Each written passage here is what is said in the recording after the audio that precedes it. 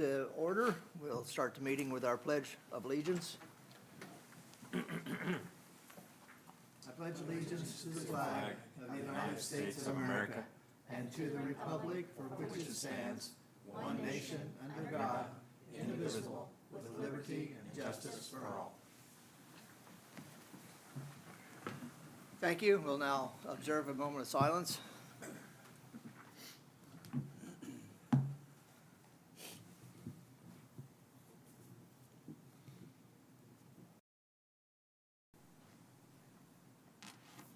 Thank you. Item 1.3, adjustments to the agenda. Dr. Hall? There are no adjustments to the agenda, President Hutton. Item 1.4, our core purpose is success for all students. Our core goal is at least 90% of the students pass language arts, English, and mathematics on state assessments. Our core values are we will continue to be an institution guided by ethical strength. For students, we will continue to put students first in our priorities and our decision-making. Under service, we will continue to be an organization known for its servant spirit, and for stewardship, we will continue to embody the qualities of stewardship. We have nobody signed up to speak for an agenda item, so we'll move into reports. 2.1, the I Read 3 results. Dr. Miller. Thank you. Even in your in board apps, you have a slide deck which has some of this information in it. We have a 92.4% pass rate on I Read 3 this past year. The state average was 82.5, so we are above that. As you can see, the numbers below talk about the second grade and what percentage passed. We did have a larger group of students in second grade pass the test this year. So I think that was commendable. And the next slide, it kind of shows you our 12-year history of pass rate. We're usually in the low to mid 90%. The next one, it gives you it by school, and I put the graph there in two different ways. The first one, you can see it's based off 100%. I always find it when you do the partial one, it doesn't look as good as it looks on the 100%. So you can see there that the schools bounce up and down a little bit, but they're all staying in that 90 to 95% range. And then down below in the smaller one, you could actually see a little bit more of the delineation based on the year. So that is the same data, just showing it to you broken down a little bit further. Was there a change in the test or the format in 22? There is not. That's an outcome of COVID. COVID? The pandemic, yeah. And that was seen across the state. Yeah. Yeah. But we recovered very quickly. Very nicely. The next chart shows you our score in comparison to several schools around us. And then on there you see in the dark green the South Madison, and then you see the 3 elementaries also on there. And those are the districts for the other ones. And this was for this past year's. The next two charts, couple charts, talk to you and show you the state data. The state has a iRead dashboard where they do some different things. The chart on the map on the left shows you which schools have different pass rates. You can see by that we are the bottom of the little square I've highlighted where our district is, and we're in the 90 to 95% range. We were 92.4, and Franklin LaPel hit 95 right next to us. If I looked at the previous year, it was just the opposite way. So we're all bouncing in that same zone. On the right, you see the cohort of students who were promoted to 4th grade but had not passed I Read 3. So if you recall when I've talked in the past, what we do is we do a special additional reading block for those students that we've passed on. I'll show you in a minute. The state's made some rule changes for us, and I'll show you a little bit about why. We weren't the why, but other schools had larger percentages than us. So you can see that data and look at that. The chart on the left is both students who got a good cause exemption, the map on the right, sorry, and students who did not get a good cause exemption. So students that would get a good cause exemption, and you'll see those here in a minute as a reminder, would move forward based on various reasons, and then the students that did not pass could move forward based on the previous rules. So now let's talk about SEA 1 from 2024. There were a couple changes. We piloted iRead for second grade the last 2 years. It is now going to be a state requirement for all second graders. The students that were moved on and did not pass in third grade have to continue to take it through sixth grade till they pass. They now are having them do the second testing and also. So if I were a fourth grader this year who did not pass, I would take it both spring and summer, each of those years until I did pass. The one thing that has changed is the retention. So they are not allowing us to move a student on based on our belief in what that student needs and our conversations about that student, except the good cause exemptions. So the only thing that really changed in the good cause exemptions there are two pieces. One, if I am an EL student, I'm identified EL student, and I have had fewer than 2 years of instruction in, I don't know if it's Indiana or the US, then I could get a waiver with a good cause exemption. If I'm on my third year here, I would not get a waiver. I will see how that plays out. They actually, if you look at the research, says it takes up to 3 years to get a conversational language built, possibly up to 5 to get an academic. So I'm not sure how that one will play out, because it would typically be considered something you wouldn't do is to retain an EL student who just has been in the country a little bit. The second one is the math exception. So if a student were to pass iLearn Math, but not pass iRead, they could be moved on to fourth grade, and then they again would continue to take the test, like mentioned above. That's not a huge number of students, so I will show you some information on that here next. But those are the changes. We are getting ready to share that with teachers to make sure they understand that and all the information. The other one that is, hopefully we can help parents understand, it's informational. They've got a long way to go, but we are to notify all kindergarten families of the interventions, the screening, and the possibility of retention in third grade if their student doesn't pass that test. When we did dyslexia, we tried to make our letter friendly to families to say, this is happening, we're screening, it's okay, your child's young, it'll be good, we've got you. And so that's the tone we will do that letter into. For this year, since this is changing for third grade and we're having to tell our kindergarten families, I believe we're probably also going to send that to first and second and third grade. I feel like it's fair for third grade to know at the end of this year, this could happen. So we'll probably inform all of them. Mm-hmm. Is there a clause in all this? I guess to preface it, I'm really against retaining anybody. I think it's very damaging to them socially. Is there any way around it? You have the good cause exemptions, and at this time, I'd say that's all we have.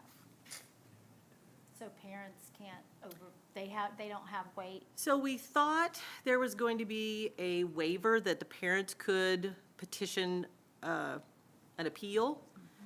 But what I'm seeing so far is the appeal is my child qualifies for one of those. Okay. So if the appeal is my child qualifies for one of those, it doesn't open up for other appeals. There's always tweaks and movement and pushback on things from the state. We have retained a few, as you know, in the past for that, and there are occasions we retain now because it's appropriate for that child. We do not have a high retention rate overall in any of our grades. third grade would be unusual for us to retain. We probably didn't retain in third grade, except for one every maybe 5 to 10 years prior to the last time we had to do it. They actually opened this ruling up for about 2 or 3 years, and now they're closing it back down, so. I don't know if you would know this without going back and looking at some data, but EL students who don't pass the iRead, do they typically pass the iLearn since it's math and not the same language barrier? I have some information on that a little bit for you, yes. And you can see that in the next slide. The last bullet on here talks about summer school. And we will be required to offer summer school to second grade students who were at risk when they took the test, not on track, but at risk.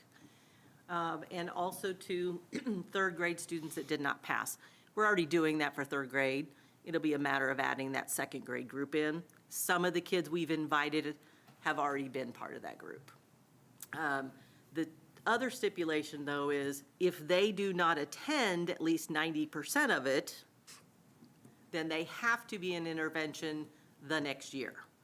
So that could impact some kids. Many of those kids may already be in our intervention. So until we see how that plays out, you know, it may be a few more kids. I don't know, because we typically look at those kids, if they're at risk in second grade, and we haven't had them in intervention, it's kind of like, why don't we have them in intervention? Do we need them in intervention? Was that a fluke because I had a bad day? You know, kind of thing. So, One other question, and it might not have even come into play yet. But let's say I have a third grader and you're going to retain him and I say, heck with you, I'm going to transfer to another school. Do they still get retained?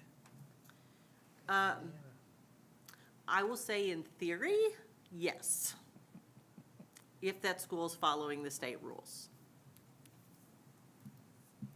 Can I guarantee it? No. That used to be a question, though, that we asked, our transfer kids coming in Yeah. the fourth grade, did they pass the iRead 3 test? We used to ask that question.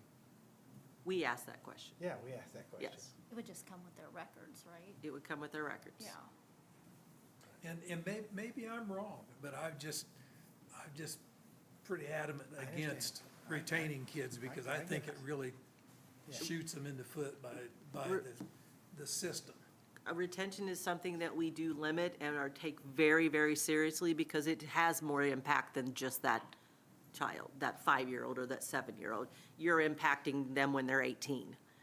You're impacting them. So we have very limited retention. We work really hard to do intervention with that child and make plans with that child before we would do that, but we also follow the state law. I appreciate that we still have that option, even though it's very limited, and I appreciate all the extra efforts, because I know there are some school systems surrounding us that they don't have that option. They're going to pass them no matter what, Right. except for iRead. And usually if we're retaining, we've had multiple conversations with the parents. We talk to the parents about the why. I mean, if I'm looking at kindergarten, many times it's just the maturity of the child. They just happen to not quite be ready. And giving them that benefit of time, it's kind of the same thing I say when they come for early entrance to kindergarten. You're not quite ready. Let's give your child the benefit of time. It'll be okay down the road. So you have to. Do we still have kindergarten kids coming in that aren't even potty trained? Yes, On occasion. Some medical, some non-medical. that can't be a requirement.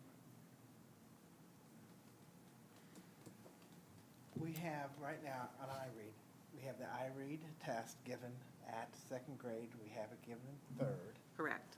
Are there, my understanding, I thought I read this, that there are going to be like intermediate tests given to see the progress on those skills?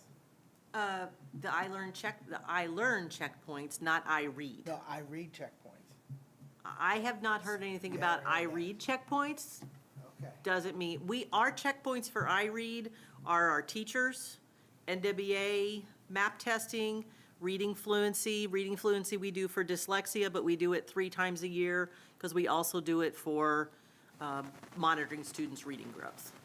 So those 3 things are our current checkpoints, and we really like our current 3 checkpoints. Okay. You know, so if you look at the next slide, it kind of shows you the trend. This is one of the reasons I believe that the promotion was changed. You'll notice ours, and you can't compare the graphs totally because ours numbers are lower, so you got to look at the numbers. You can see ours is fairly low, and it's interesting because if I actually look at the data from the state, those numbers are a little higher percentages on the state dashboard than what I would get when I pull their data. So I know some of these data dashboards will add students in that maybe we got later that weren't ours, but still were retained, or take a student away. It talked about that. So, but you can see overall, ours is substantially lower. We don't promote randomly, and we don't retain randomly. That's a very serious conversation. The next one goes to your question about math. If you look there, those are the number of students across the state that were proficient on iLearn Math and did not pass iRead. You can see those numbers are fairly small for the state and fairly small for us. So whether that's an EL student or another student, it's a tiny little number for those 3rd graders that pass the math and don't pass iRead 3. So. And then the last slide, Mr. Lord, goes to your question you had for us. I think I got it right this time with Mrs. Moore's help. And we've listened the second time to your question. This compares our iRead 3 data for the last 2 years to our screening of dyslexia. Now, I want to say this again. We are not screening for dyslexia. We are screening for characteristics that lend themselves towards dyslexia. Dyslexia is determined by our neurological doctor. You can see this past year we had 16% of our students that did not pass iRead 3 and were identified as having characteristics of dyslexia in 2nd grade, because we do not test them in 3rd grade again unless they were in our program.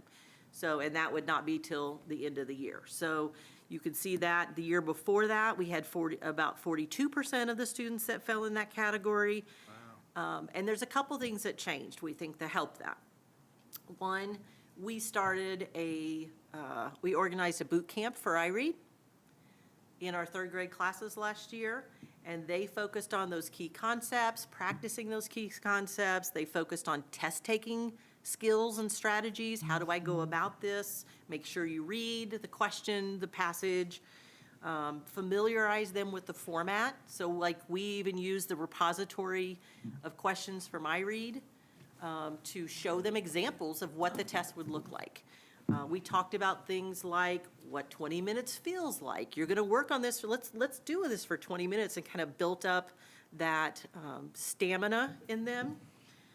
So that was one thing. Just basically help build their confidence. It made a huge difference. Yes.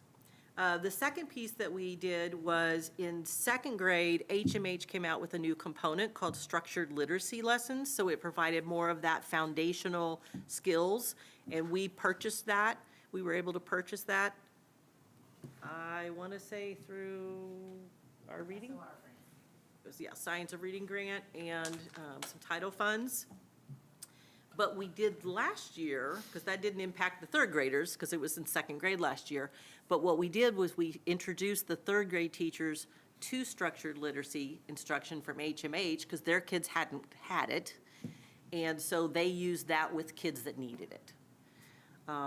This year, since their current 3rd graders were 2nd graders last year and used that, we are using UFly from the University of Florida Literacy Institute, and we're introducing that and giving the teachers an option for the kids that need that to have a little further support. UFly is probably one or two, probably in the top 3 in the country for that phonics structure, so we're real excited, and it's extremely economical, so I was excited about that. So, happy to answer any other questions. I have a question. Referring back to the slide with the iRead and the iLearn, with that small, so what does that exactly tell us? Tell me which slide you're talking The about one again? with the number of students who did not pass iRead. But pass math? Right. Okay, so for South Madison, the bottom chart, Sure. for 2023, out of our students that did not pass iRead, 2 of those students did pass the math. Okay. So with the new state law, we could promote those 2 students. We would support that student in reading through intervention, most likely, but 2 of our students would hit that qualification for a good cause exemption. And it's a very small amount. Yes, obviously, so- yes. okay. I mean, you're at 583 for the state. That's an exceptionally small amount. Gotcha.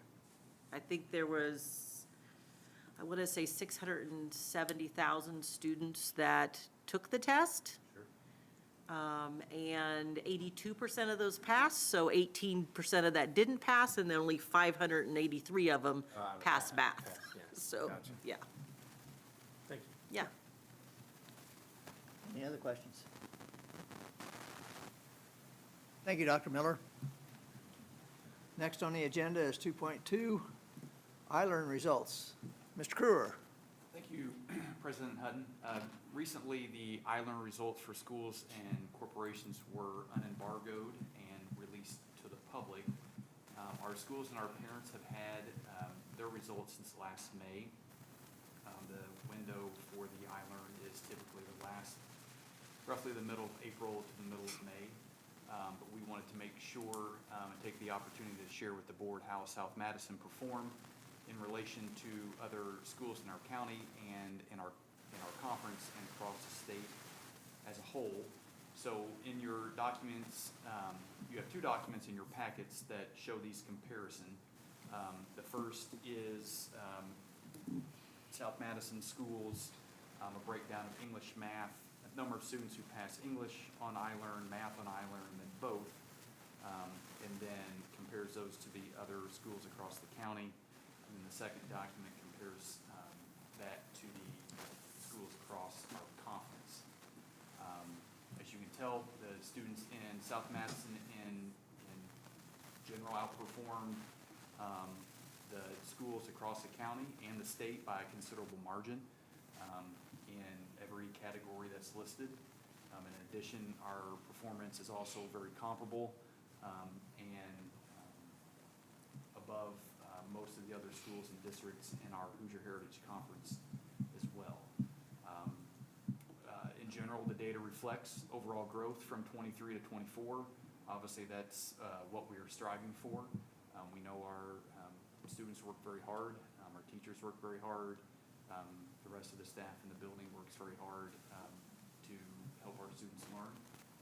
iLearn is one measure, and I know I've said this before when I do present this data, that our schools and our kids are more than any single data point that iLearn shows, and one data point rarely shows the whole story. So, but I know we've got great staff, great parent support for our kids. So, like I said, just wanted to make sure you were aware of how South Madison was performing.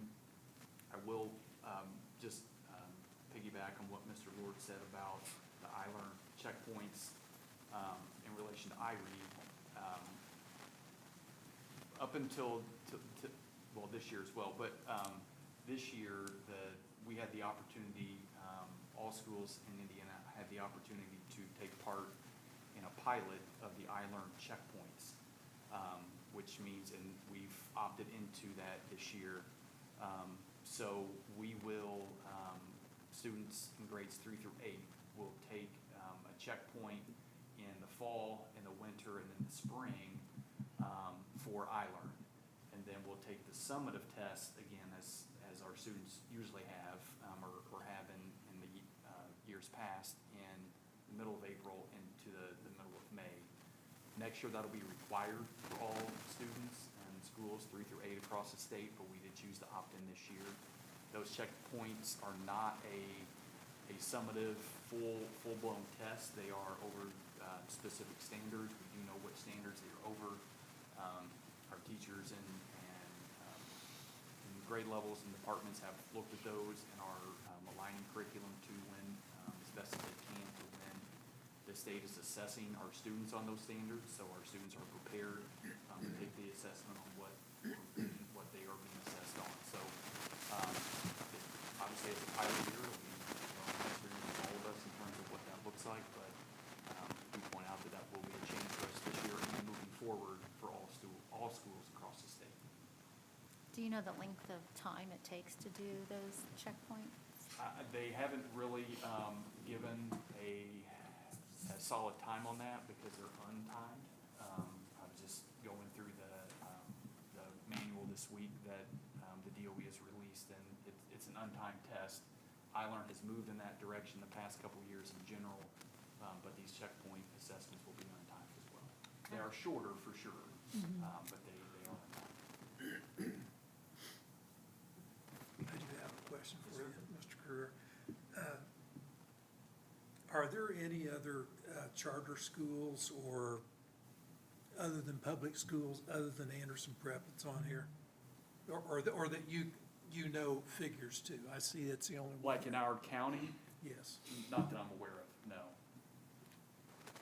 And what about someone that's homeschooled? Do they have to take these tests? They do not. They're not required to.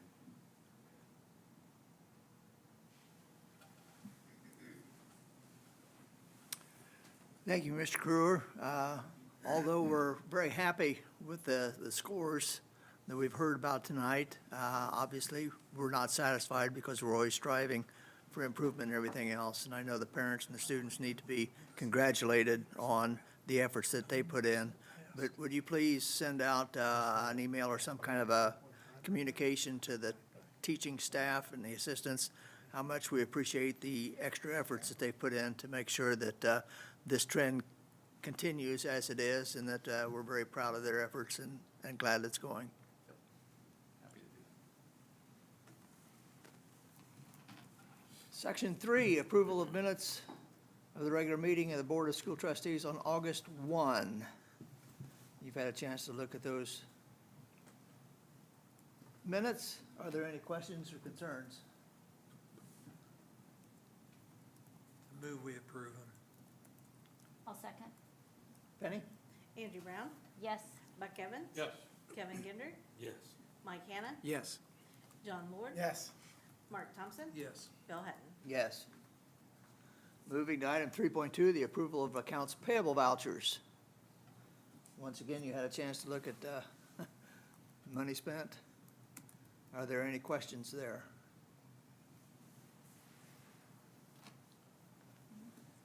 Hearing none, I'd entertain a motion for approval. I'll make a motion to approve 3.2.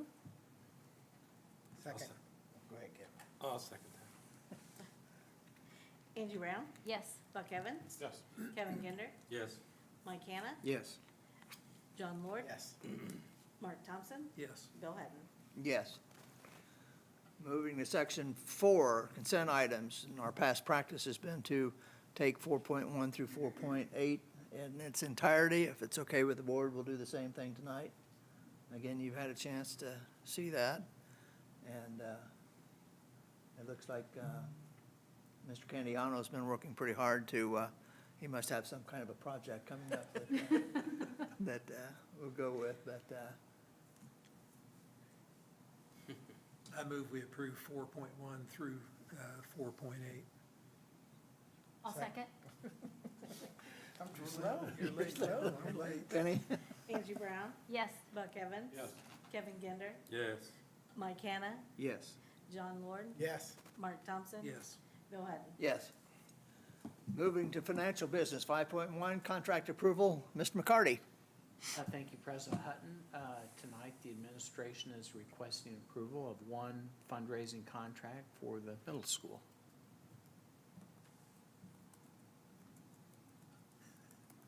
Candles and air fresheners. That smell like food. At least you won't be teen spirit.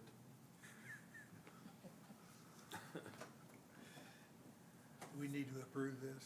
It would be so nice if funding would come from other sources where we don't have to worry about things like this, but Or at least be out of town when they knock on your door. That's true. That's true. I move we approve. Second. Way to go, John. Penny? Angie Brown, Yes. Buck Evans. Yes. Kevin Ginder, Yes. Mike Hannah. Yes. John Lord. Yes. Mark Thompson. Yes. Bill Hutton. Yes. Item 5.2, support staff salary schedule update. Mr. McCarty? Thank you, President Hutton. At the May 2nd meeting this year, the school board approved a revised support staff salary schedule. Tonight, the administration is requesting one tweak to it, which only affects the school resource officer. In board docs, the first copy that you see will have the yellow highlight on the one item that we are requesting the change to. The second copy, and there's a clean copy that we'll give to the payroll department. And that is extremely necessary. I I was move gonna we say. approve it. I'll second. I hope it makes it attractive enough. Yes. So far, I believe it has. We've had some interest. Good, Yeah. good. Penny? Angie Brown, Yes. Buck Evans. Yes. Kevin Ginder, Yes. Mike Hannah, Yes. John Lord. Yes. Mark Thompson. Yes. Bill Hutton. Yes. Item 5.3, the request for approval of the roofing bids. Mr. McCarty? Thank you, President Hutton. It was with great pleasure that I am recommending that the board approve two bids for roof replacement at East Elementary and Pendleton Heights High School. We had put bids out. We had a bid opening on August 1st, and we had 12 separate companies submit bids, which our architect CSO had not seen before. So we feel we have very competitive bids. The contracts pending approval will include a completion date of December 31st. The bid specs did not include any penalties for failure to meet that date, and the thought process was with the supply shortage, it would result in higher bids. So that was not included, so we cannot include that in the contract that we can sign with Frederick's pending approval. So the bid, obviously, we are going with the base bid. We're going with the new flashing at both buildings. And like I say, we were very, very pleased with both bids. So I'd like to request approval of the bids. I guess I brought up the idea of a fine of some kind, on a completion date. And I guess some of the reason is because I feel like in the past, that particular company hasn't always been timely on finishing. But I also understand that that's out of our control now, and we can't do anything different on it, so. No, and I would guess if it's a much larger project, a larger scale project, that would be part of it, right? Yes, I would think, yes. And you can request that of the architects, correct? Yes. To include that? The stone removal that will come off of the two buildings, will that be ours to dispose of or sell? No, that'll be theirs, and it's only at the East Elementary. Okay. The high school does doesn't. not have the ballast or the rock or stone on it, so, that's theirs. I think the kindergarten teachers ought to have to remove the rocks and give it some to their kids. You're wanting window replacement. I'd like some of them for my flower bed, but. Are there any other questions for Mr. McCarty? Or a motion for approval of the, I make a motion, we approve the contracts as presented. I will second thank you. Penny? Angie Brown, Yes. Buck Evans. that. Yes. Kevin Ginder, Yes. Mike Hannah, Yes. John Lord. Yes. Mark Thompson. Yes. Bill Hutton. Yes. Moving to new business, 6.1, acceptance of non-resident students for the 2024-25 school year. Boy, that's still hard to say, 25.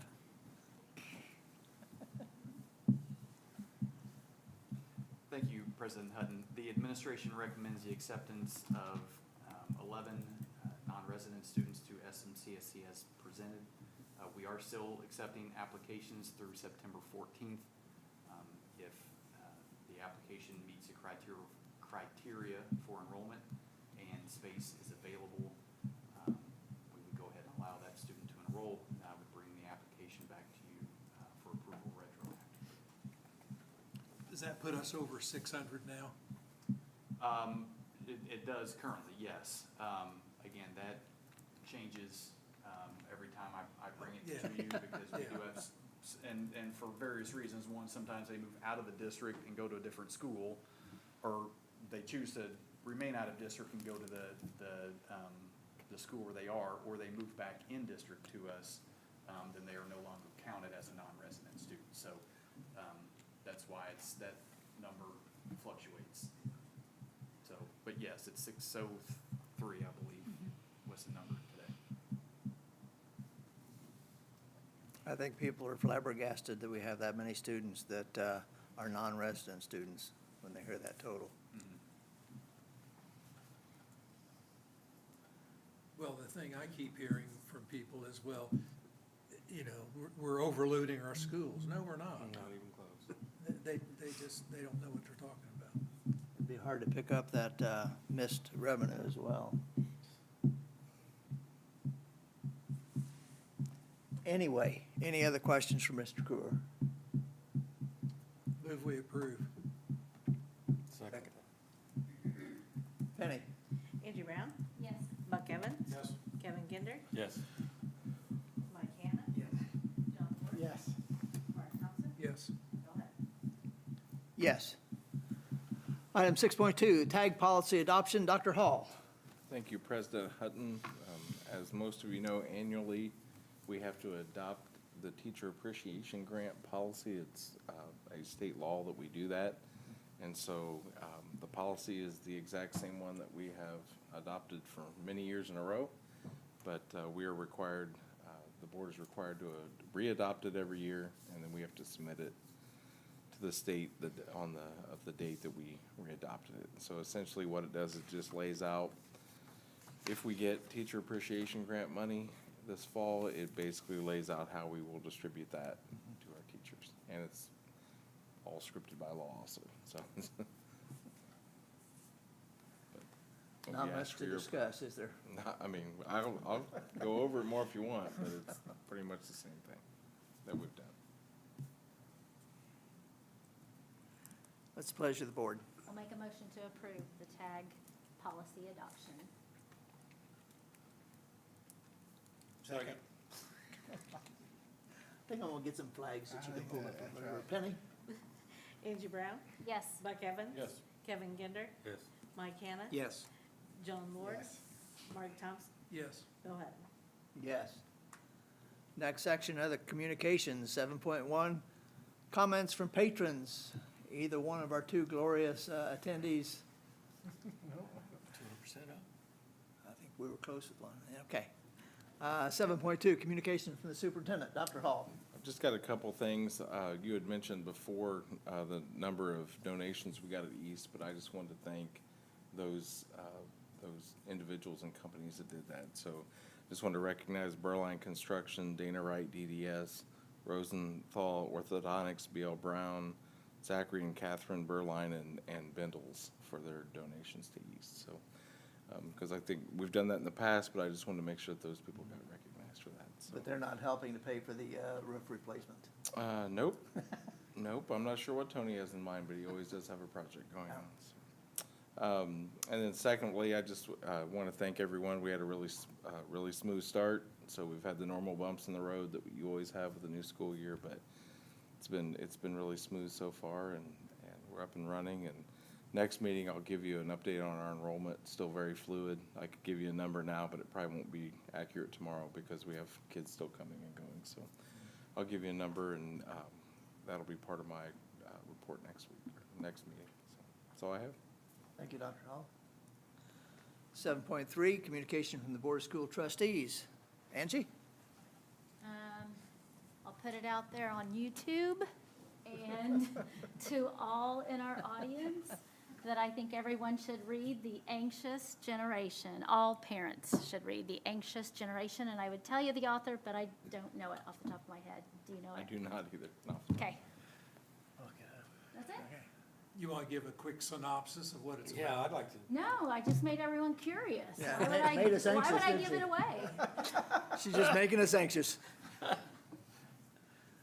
Okay, tease, No kidding. yeah. Okay, Kevin? The only thing I have, I was glad to see we got our all sports pass. I'm looking forward to this year. I'm excited. So I didn't get the help of the 7th grade this year, so I was gonna ask. didn't I was know. going to, I just couldn't do it from work, which broke my heart. I won't lie, I love it. So I'm looking forward to it. Very good. Mike? Just congratulations on our student progress and our numbers, how we rank in the state with the math and the English. And I listen to a radio station in the morning and evening, mostly in the morning, and they just throw all school corporations in the same bag, and they're all bad. And I just hate that. And we're always so good in how we rank with our conference or the other schools in Madison County. That's just pretty incredible. But they just throw us all in the same bag, and I just hate that. And we're not like that. And it's hard to convince people differently sometimes. Yeah. But great job that what you do, all these teachers, they're dedicated. It really shows the effort that you all put forward. Thank you. Thanks, Mike. Buck? Good breakfast for the organizational day we had, so glad to see the turnout there and see the new teachers coming through, and the program in the auditorium was Good. excellent also. That's all I got. Thank you. Mark? I'll go along with what Mike said. Jane and I were down at the State Fair last Tuesday, $2 Tuesday, you know.